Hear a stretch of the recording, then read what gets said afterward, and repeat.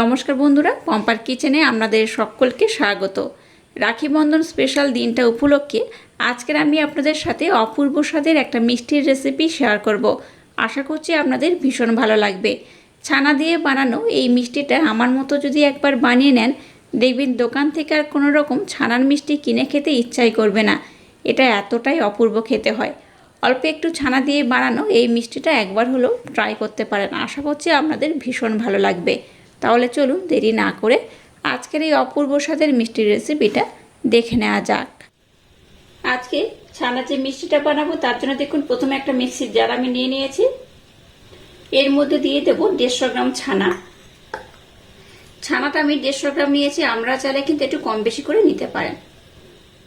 এবার দেখুন এখানে নিয়েছি ক্ষীর। আমি দুধটাকে ঘন করে ফুটিয়ে এইভাবে কিন্তু ক্ষীর বানিয়ে নিয়েছিলাম, সেটা এবার এখানে আমি দিয়ে দেবো।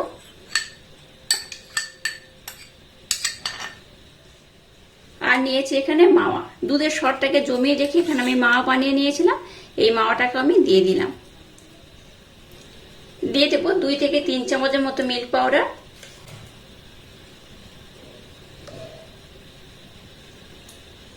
এই 3 চামচের মতো মিল্ক পাউডার আমি দিয়ে দিলাম। সামান্য একটু দিয়ে দেবো এলাচ পাউডার। আর দিয়ে দেবো এই কাপের মাপ করে 1 কাপের একটু কম লিকুইড দুধ।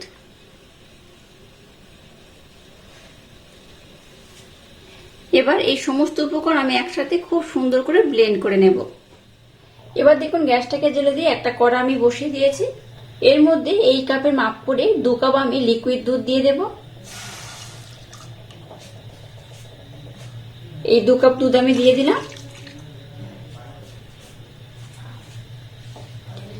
দুধটাকে আমি ঘন করে আগে থাকতে ফুটিয়ে নিয়েছিলাম, দেখে বুঝতেই পারছেন কড়ার এই গা থেকে কিন্তু আপনারা দেখে বুঝতে পারবেন যে দুধটাকে আমি খুব ভালোভাবে ঘন করে ফুটিয়ে নিয়েছিলাম। যেহেতু দুধটাকে ঘন করে ফোটানো, তাই কিন্তু খুব একটা ঘন করে ফোটানোর দরকার নেই। এটাকে জাস্ট একটু আমি গরম করে নেব। এবার দেখুন যে মিশ্রণটাকে আমি বানিয়েছি সেই মিশ্রণটা এখানে দিয়ে দেব। অল্প অল্প দেবো আর এটাকে এইভাবে নাড়তে থাকবো। গ্যাসের ফ্লেমটাকে এই পর্যায়ে একদম লো রাখবেন, হাই বা মিডিয়াম দেবেন না। একদম লো রেখে মিশ্রণটাকে এইভাবে অল্প অল্প দিতে হবে আর কন্টিনিউ এইভাবে নাড়াচাড়া করতে হবে। গ্যাসের ফ্লেমটাকে একদম লো টু হালকা মিডিয়াম দিয়ে এবার এটাকে আমি ঘন করে ফুটিয়ে নেব। এখানে মিষ্টির জন্য একটা স্পেশাল উপকরণ আমি ব্যবহার করব, তবে সেটা একটু পরে। তো প্রথমে এটাকে আমি আর একটু ফুটিয়ে নেব, তারপর আমি নেক্সট স্টেপ আপনাদের সাথে শেয়ার করব। এটাকে কিছুক্ষণ বাদে বাদে একটু এইভাবে নাড়াচাড়া করবেন, নতবা কিন্তু কড়ার তলাতে লেগে যেতে পারে। যেহেতু এখানে ছানাও আমি ব্যবহার করেছি আর অন্যান্য উপকরণও অ্যাড করেছি, তাই গ্যাসের ফ্লেমটাকে একদম লো রেখে বা লো টু হালকা মিডিয়াম রেখে এটাকে আমি একটু ঘন করে ফুটিয়ে নেব। মিশ্রণটাকে দেখুন আমি আরেকটু ঘন করে ফুটিয়ে নিয়েছি, দেখে বুঝতেই পারছেন কতটা ঘন হয়ে গেছে, অনেকটাই কিন্তু ঘন হয়ে গেছে। এবার দেখুন মিষ্টির জন্য নিয়ে নিয়েছি কনডেন্স মিল্ক। এখানে কনডেন্স মিল্ক আমি দিয়ে দেবো 3 থেকে 4 চামচের মতো। মিষ্টির পরিমাণটা কিন্তু আপনারা একটু কম বেশি করে ব্যবহার করবেন। কনডেন্স মিল্কের পরিবর্তে এখানে কিন্তু আপনারা চিনি, বাতাসা কিংবা মিচিরও অ্যাড করতে পারেন।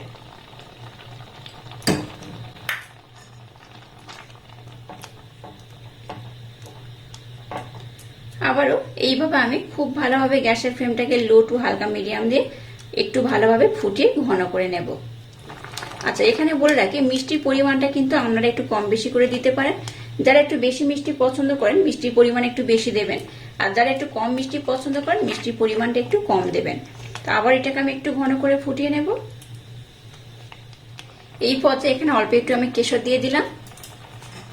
একটু কেশর দিলে কি হবে, কালারটা খুব সুন্দর হবে। কেশরটা দিয়ে আমি কিন্তু নাড়াচাড়া করব না, এরকমই থাকবে। গ্যাসের ফ্লেমটাকে একদম দেখুন লো টু হালকা মিডিয়াম দিয়ে এটাকে আমি খুব সুন্দর করে বানিয়ে নিয়েছি। আর দেখুন, দেখে বুঝতেই পারছেন কতটা ঘন হয়ে গেছে। এটাকে কিন্তু আমি আর খুব বেশি ঘন করব না, এটা এইরকমই থাকবে। তাতে করে আজকে যে মিষ্টিটা বানাবো একদম পারফেক্ট হবে। তো এবার আমি গ্যাসটাকে বন্ধ করে দিলাম। আর আজকে যে ধরনের মিষ্টিটা আমি বানাবো এবার চলুন আপনাদের সাথে শেয়ার করা যাক। আর মিষ্টনটাকে কিন্তু এইভাবেই রাখতে হবে, তাতে করে একদম পারফেক্ট হবে। এবার দেখুন একটা এরকম টিফিন বক্স নিয়েছি আর একটা রোল পেপার উপর থেকে এইভাবে দিয়ে দিয়েছি। এবার উপর থেকে একটু হালকা আমি ঘির প্রলেপ লাগিয়ে দেব, তাতে করে আজকে যে মিষ্টিটা বানাবো সেটা কিন্তু ওটাতে খুব সুবিধা হবে। এবারে মিশ্রণটাকে এখানে আমি দিয়ে দেব। এইভাবে একটু হাতাটার মাধ্যমে প্রেসার দিয়ে দিয়ে একদম ভালোভাবে সেট করে দেব।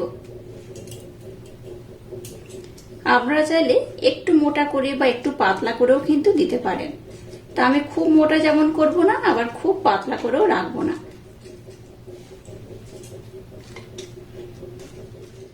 সম্পূর্ণ মিশ্রণটাকে দেখুন খুব ভালোভাবে দিয়ে দিয়েছি। এবার এটাকে এইভাবে একটু প্রেসার দিয়ে দিয়ে আমি কিন্তু সেট করে নেব। দেখুন মিশ্রণটাকে আমি খুব ভালোভাবে সেট করে দিয়েছি। এবার দেখুন একটা গ্রেটার নিয়েছি আর পেস্তা নিয়েছি। এইভাবে উপর থেকে পেস্তাটাকে আমি একটু গ্রেট করে দিয়ে দেব। এইভাবে পেস্তাটাকে একটু গ্রেট করে দিলে দেখতেও খুব ভালো লাগবে, খেতেও কিন্তু বেশ ভালো লাগবে। দেখুন পেস্তাটাকেও আমি খুব ভালোভাবে দিয়ে দিয়েছি। দেখুন কত সুন্দর দেখতে লাগছে। এবার কি করব, এই মিশ্রণটাকে ঢাকা দিয়ে আমি এটা নর্মাল ফ্রিজে রেখে দেব আধা ঘন্টার জন্য। আধা ঘন্টা পর দেখবেন এই মিশ্রণটা কিন্তু বেশ ভালোভাবে ঠান্ডা হয়ে যাবে আর খুব ভালোভাবে কিন্তু সেট হয়ে যাবে। তো আধা ঘন্টা পর আমি আবার ফিরে আসছি, আর আধা ঘন্টা পর আমি আপনাদের দেখাবো মিষ্টিটা কত সুন্দর হয়েছে। দেখুন আধা ঘন্টার জন্য নর্মাল ফ্রিজে মিষ্টিটাকে আমি রেখে দিয়েছিলাম। মিষ্টিটা দেখুন একদম কিন্তু খুব ভালোভাবে সেট হয়ে গেছে, দেখে বুঝতেই পারছেন। এবার এটাকে আমি কেটে নেব। এখানে আমি প্রথমে 2 টুকরো করে কেটে নেব। আপনারা চাইলে কিন্তু একটু ছোট বড় করে কাটতে পারেন। আবারও এইভাবে ছোট ছোট টুকরো করে কেটে নেব। এবার একটা মিষ্টি আমি আপনাদের উঠিয়ে দেখাবো। দেখুন কত সুন্দর হয়েছে। এই দেখুন, দেখুন কত অপূর্ব দেখতে হয়েছে। এটা দেখতে যেমন সুন্দর, খেতে কিন্তু তেমনই অপূর্ব, অসাধারণ। এইভাবে যদি একবার ছানার সন্দেশ বানিয়ে খান, দোকান থেকে আর কোনো ছানার মিষ্টি খাওয়ার ইচ্ছাই হবে না। এটা এতটাই অপূর্ব খেতে হয়। তো এইভাবে সমস্ত মিষ্টিগুলোকে এই পাত্রের মধ্যে আমি সার্ভ করে নেব।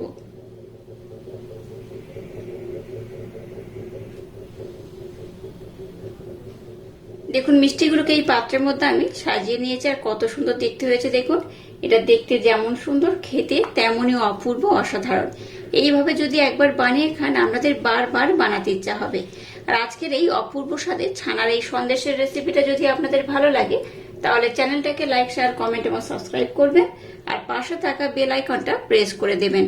তাহলে টাটা, আবার দেখা হচ্ছে নতুন কোনো রেসিপি নিয়ে।